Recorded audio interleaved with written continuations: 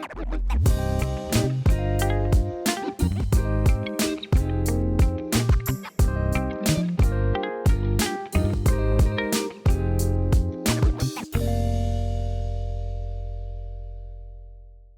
right, welcome back. We are back in part 2 with Jeremy Schwartz here. You're jumping into present day, I guess, or closer to present day. Leaving what I would say kind of corporate America and jumping out on your own. Can you tell us about that? I'm sure that had to be kind of scary, but so coming here and then settling in at a company for like 8-9 years, I got to meet some really special dynamic friends and professionals. And around 2012, we just had these aspirations to become like we'd all been in the business for 20 years at that point. Sure. And we wanted that experience of like running a shop. And we were at this place. We were on equity tracks and partnership tracks to kind of have skin in the game. But then that company was sold and had new ownership. And it was very clear that partnership track that we were on had ended. We had nothing against them. That was a great succession plan for the previous owners. Right. But that didn't stop our own dreams for wanting to see if we could run an agency the way that we thought that we could run an agency. So it's nothing like having your own, doing it your own way, right? Yeah. We just wanted, we wanted to be making the decisions, and we definitely had some ideas about what the industry needed at the time. Maybe some different ways of servicing clients. Right. So, but it became clear that the way that was going to happen is that we had to put our own shingle out and start a new agency brand. So myself and these two partners, we did just that. And it wasn't, it's funny in our business, what happens quite frequently is that when someone wants to start their own company, they end up stealing a client that then starts the business. We talked about this briefly in our initial introduction. We didn't want to do that. Like, we had been a part of building this agency that we were at for almost a decade. And it wasn't about tearing them down. It was just about what we wanted, this new path that we wanted for ourselves. So we actually finally, in a way we were too busy to quit, but we finally just had to do it. And we did, and we decided, we told our boss that we were leaving, and it was hard to be, asked to leave, and maybe we were vilified a little bit as traders, and our loyalty how could you question, but how dare you start your own? That happens, and we understood it. But then it was about moving forward and starting what we called Truth Collective. That shows a lot of integrity that you three had, where we're going to start our own thing. We're not taking anyone. Like, we're gonna start on our own. So, kudos to you all. And thank you. And it was scary because, for that time that we were there, I mean, the only thing we knew really was that company and the people. Like, I would have loved to have taken some of those folks because they were talented, but it really forced us to kind of get back out into the Rochester creative community. I just start nurturing new relationships, new collaborators, because, the beauty of what we did was that, my partner Bob is more of like the account guy, operations guy. My partner John is more the strategy guy, and I'm the creative guy. I've been an art director and a designer.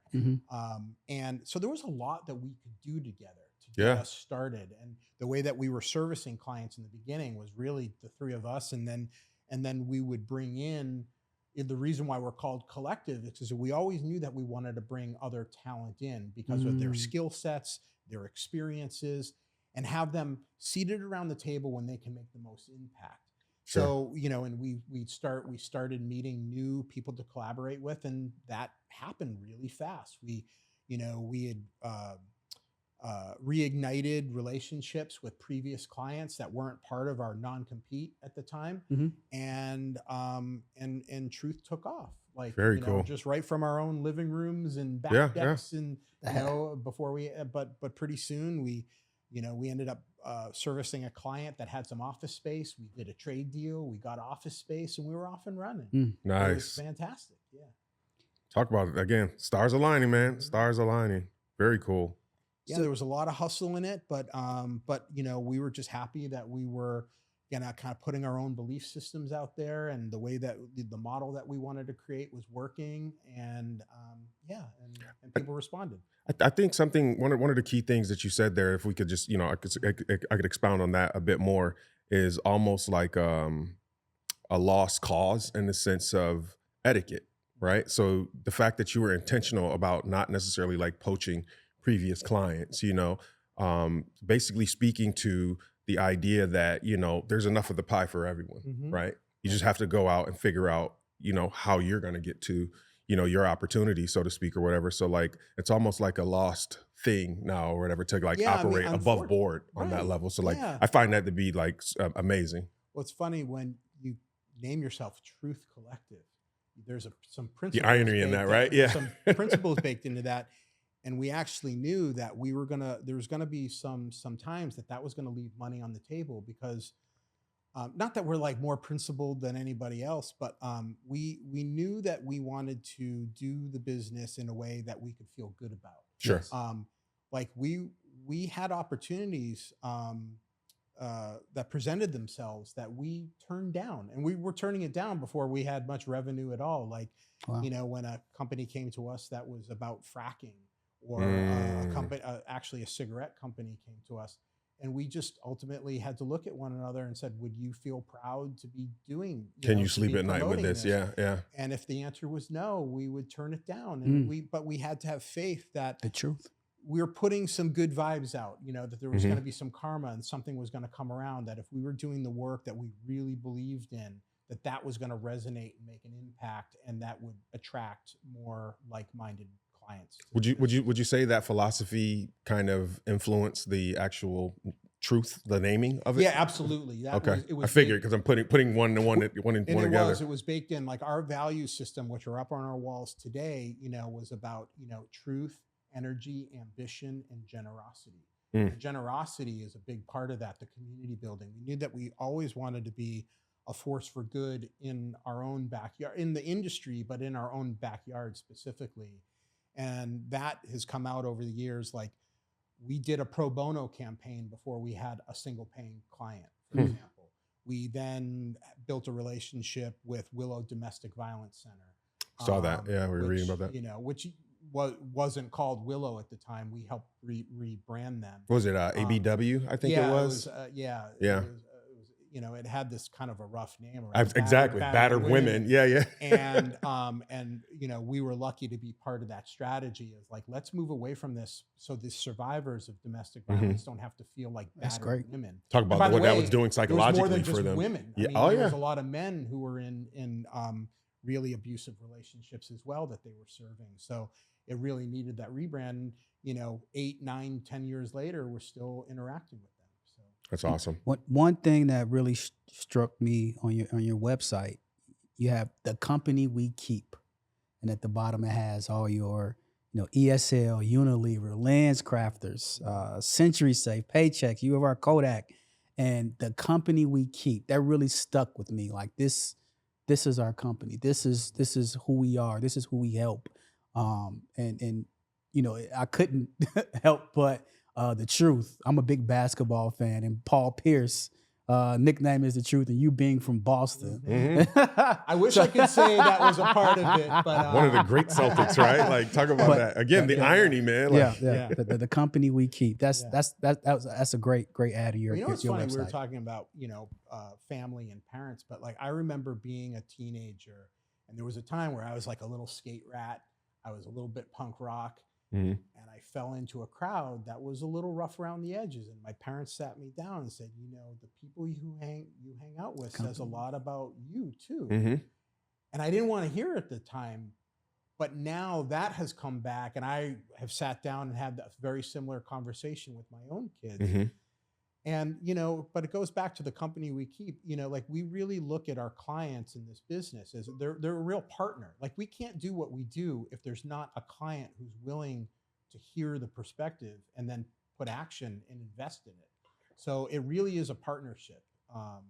Yeah. That's why, you know, like we're really lucky to have the clients that we've worked on. It's more than a transactional Right. experience. Yeah, I mean, ideally, the best part about this business is when it's not transactional, that it's a Sure. true relationship, Sure. and we're both invested in each other's success. We like to say, I say it all the time, good people know good people. Mm-hmm. And it just permeates. Agreed. Embracing technology, that's something that you all also from your website promote. And from an MSN article in 2024, where they quoted with the belief of brand ever braver, Truth Collective champions the idea of innovation. You know, tell us why. I'm a technology guy. Tell us why that's, and he is too, with all the cameras and lenses and lights and everything. Yeah.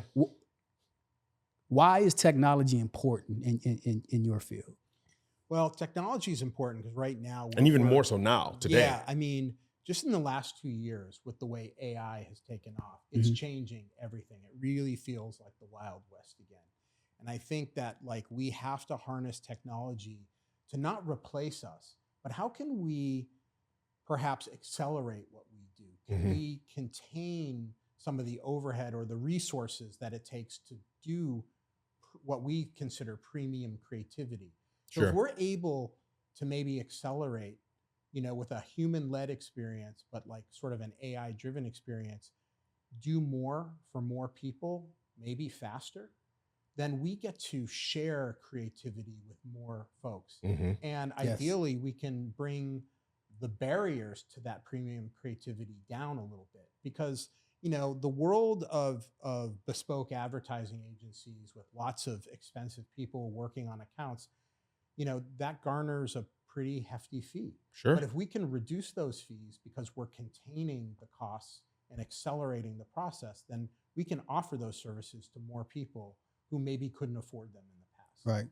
So we're at a really interesting time where we can kind of go from blank screen or blank page to something pretty good really fast. Yeah. But then I think the special sauce is that we've got really senior, talented people that have experienced all different types of marketing challenges to then add nuance and add perspective to it. So we're not just blindly pumping out AI-driven content, but we're shaping it. Right. And right. But it's really interesting. I think we're at a crossroads in the industry where we can, you know, we're now talking about democratizing premium creativity. There was a time where I really loved making something so bespoke, you know, that like my skill set, you know, my perspective could create and craft. It has your print, your thumbprint all over something it. more artisanal. Sure. But now if I can amplify what I'm doing and make that more available, then I get to do that for more people and more types of businesses that would normally not have been able to come to a Truth Collective in the past. And you all, and that's exciting. Being ahead of the curve, we're going to embrace the technology instead of running from it and denying it and being scared of it. Let's learn about it. Let's provide and help our clients and, you know, and get educated on it. Yeah, like we're working on these products that we've kind of nicknamed Bravestorm. So it's kind of like a brainstorming workshop type of a process. But within a half a day, if we've got the right type of client who's open to collaborating with us, we use some AI tools to really propel them forward. So we can work on their brand framework. We can work on helping them, maybe they want to look at their mission, vision, values as a company, and we accelerate the whole process. You know, in the past, that used to take weeks of research, weeks of going through hundreds and hundreds of documents. And now with these tools, we can go through tons of data really fast. And we'll turn what used to take weeks or maybe even months in some case to a half a day. That's impressive. And the output is really great. And not to mention what would take 4 to 8 people to one person. Right. And it's because we're training the GPTs with our belief systems and everything that we've accumulated over 30 years of experience. We're training them to think like us. And then the output gets smarter. And by the way, the relationships are getting deeper because they're in the room with us. It used to be that a lot of agencies were sort of like, you know, they would be paid to do, you know, to address a marketing challenge. Then they would go away and it was like black box thinking. Like, Yeah, yeah, don't yeah. see what I'm doing, and then they come back and we're going to dazzle you with a presentation. But now we've got the clients in the room working with us. That builds and trust. They get to see the process. Sure. And they feel more invested in it because it's their livelihood. Well, and they It's get a new understanding and appreciation of the value exactly as well. You know, Exactly. I think you're in such a unique position to almost essentially having lived through, you know, the golden era, if you will, of, you know, communications and branding, so to speak. And it's almost like you're going into like a second golden era of it. So, Right. and like, you know, people, like you said, it's helping people to understand how to apply it and, you know, implement it into a workflow. You know, as a photographer, for example, like I've seen the people go from the film photographers is like, oh my God, I'm never switched to digital. It's ridiculous. It's this. And then, you know, even going to digital and DSLRs with a huge loud mirror in the camera and the crash of the shutter clicking or whatever. And then that transition to mirrorless, and it's like, oh, it's just gimmicky. It's computer. It's this. It's that. It's digital. The colors aren't right. You know, it's not natural. And all of those people that have resisted, I have a quote I live by. You know, evolve or die. Right. And it's just a matter of being able to, you know, evolve with the flow. So, you know, but it's essentially saying all of that to say you're kind of like an OG. And when you think about it, having gone through that and see, you know, like what better mind or eyes to have on this than someone that has done it, you know, on from a mechanical or bespoke perspective to now having, you know, being able to like, you could essentially run an agency by yourself with a Jarvis, if you will, you know? Yeah, I mean, you know, and I've had my moments with it because there's, you know, trust me, I love like working with talented photographers like yourself, creating something together in that traditional way, or being on set with literally a crew of 100 people, all with the desire to make something creative and doing it. And all having a hand in like your part makes this good. Yeah, yeah. But there is just a reality that we have to figure out how these tools can help us because it is coming, it is changing things. Absolutely. It's really easy to say, well, it doesn't look like what I'm used to, but guess what? It's probably what people will be used to in the next 5 years. Like, think of how kids are consuming media that is so different than the way we've consumed media and what they're used to seeing. My kid works an iPad better than me. Right. Yeah. You know, and she's 6. Yeah. So I mean, and what they want to see on Instagram and Snapchat and the rest of the channels. It's just different. It's different, but you know, evolving, as Marquis mentioned. And last topic, you know, Marquis. Sorry, I called you Marquis. as Marquis mentioned, you know, mentorship and volunteering, and that brings us to Compere. I've never heard of that. I'm glad that you mentioned that to us. So he's spreading the word. Tell us how that relationship came about and what you do and what Compere is. So actually this past year, like every year, one thing that we do for the community is we always want to do a full day of giving for with our entire company. So this year we were working with the United Way, and they paired us with Compere. With that, I actually wasn't all that aware of Compere before this, but for their day of giving, Compere wanted a marketing firm to look at their recruitment materials and just look at how they were presenting their brand and presenting themselves. So we did basically a focus group for them. Was our volunteerism, which is different. In previous years, we've done, you know, painting office spaces for company, you know, like whatever they needed. But, you know, this year it happened to be a little bit more in the wheelhouse of what we do professionally. But, you know, and Compere was smart because they, not only were they sharing their recruitment materials, but they were in a way recruiting us. And they just happened to hit me at the right time because, you know, I have one son who's already in college. I have one son who's a senior in high school, and he's planning his next move and figuring out where he's going to go to college. So I feel like I have some more discretionary time, and I wanted to give back to the community. And I was thinking, oh, do I do corporate boards?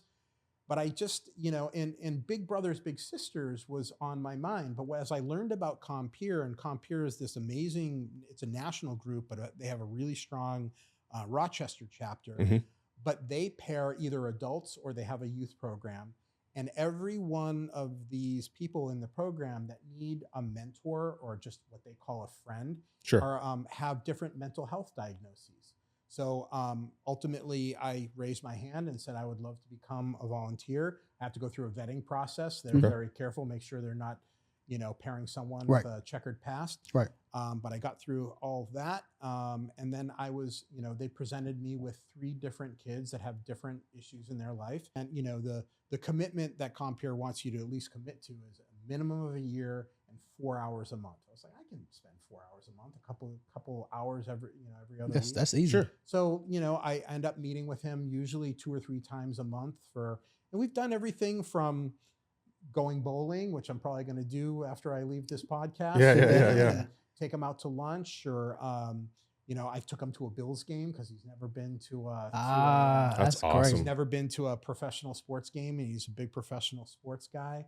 We'll do also, local museums, just going out for a walk.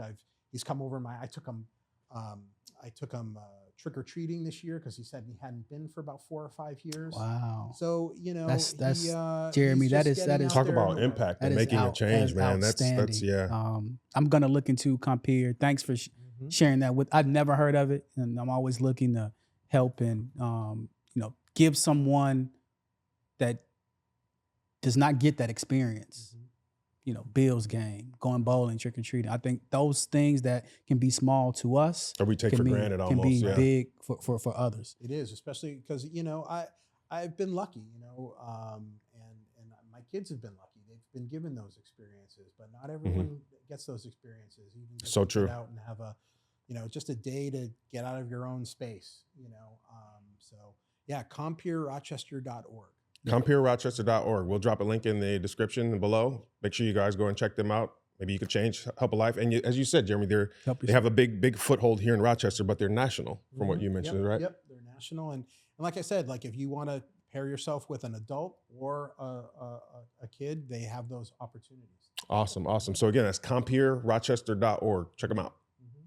Last questions? What you got? So I think I only had just a question in more along the entrepreneurial side of things. Can you speak a little bit more to the difficult times? Because I mean, we've had like such a great and inspiring talk as to in sharing your story and your journey and how you got here or what have you.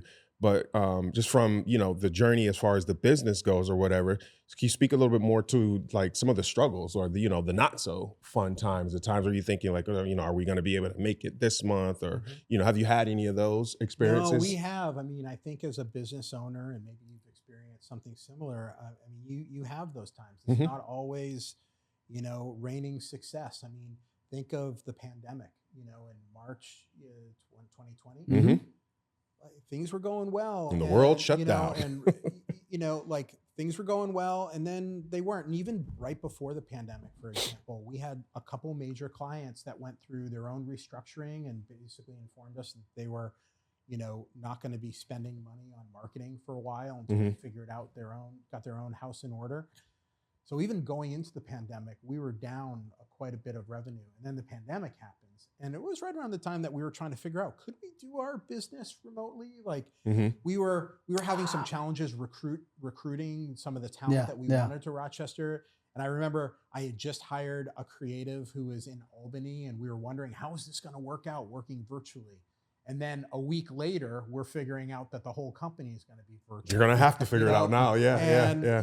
But sometimes it's the urgency that really creates innovation.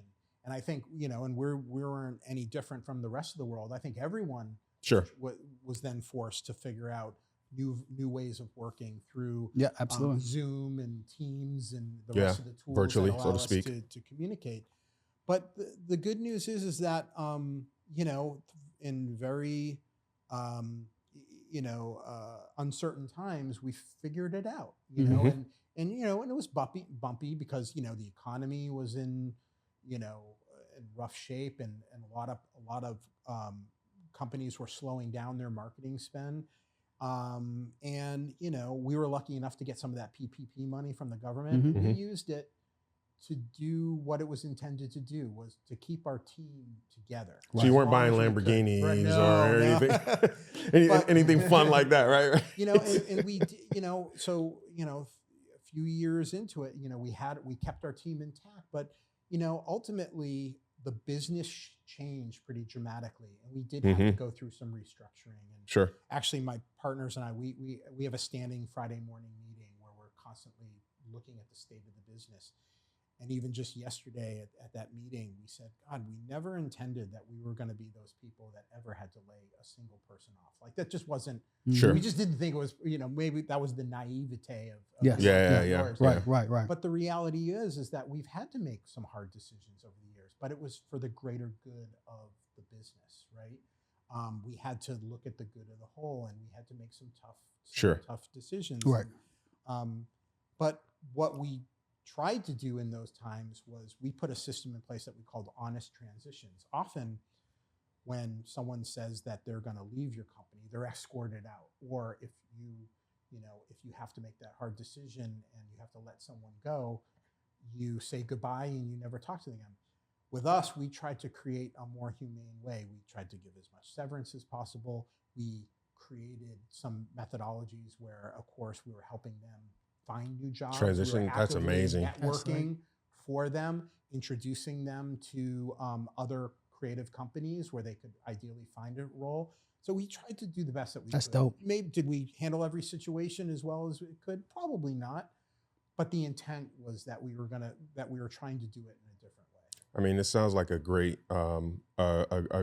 if I was in search of work or whatever, Truth Collective would definitely be a place that I'd be pursuing, or Indeed.coming and so to speak, or whatever. So it's so refreshing to hear these stories and share these stories, especially when it's a company like your own that's near and dear to my heart, somewhere local, speaking of where I'm from, so to speak, or what have you, and in these weird times that we live in, to hear the positivity and the great testimonials and the stories, and see, the success stories and brands and things like that you guys have been able to work with.